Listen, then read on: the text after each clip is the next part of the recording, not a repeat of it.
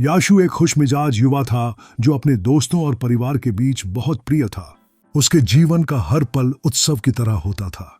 लेकिन याशु की कहानी में एक दुखद मोड़ आता है जब उसकी तबीयत अचानक बिगड़ने लगती है।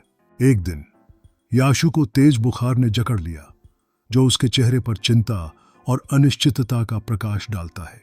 उसकी माता पिता की चिंता बढ़ती है और वे तुरंत डॉक्टर के पास ले जाते हैं।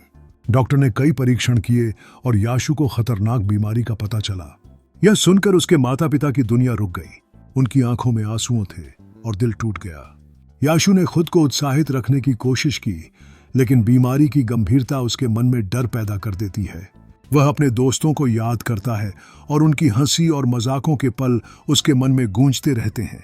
जैसे जैसे समय बीतता गया, याशु की हालत और बिगड़ती चली गई।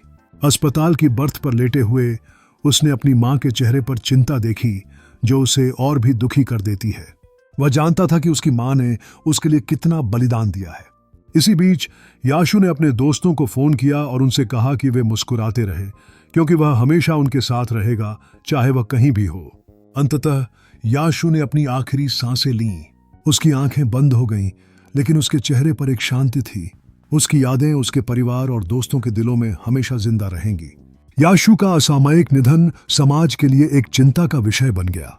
याशु की कहानी लोगों को यह सिखाती है कि जीवन कितना भी कठिन क्यों न हो, हमें एक दूसरे का सहारा बनना चाहिए। याशु की मृत्यु के साथ उसके समुदाय ने एकजुट होकर उसकी याद को संजोया। उन्होंने स्वास्थ्य जागरूकता के लिए अभियान चलाने का निर्णय लिया, जिससे अन्य बच्चों को भी इस तरह की बीमारियों से बचाया जा सके। याशु की कहानी केवल एक दुखद कहानी नहीं है, बल्कि यह इंसानियत के प्रति एक जागरूकता का अनुस्मारक है। उसकी यादों को हमेशा ताज़ा रखने के लिए वे एक स्मारक बनाने की योजना बनाते हैं, जिसमें उसके जोश और उत्साह का प्रतीक हो।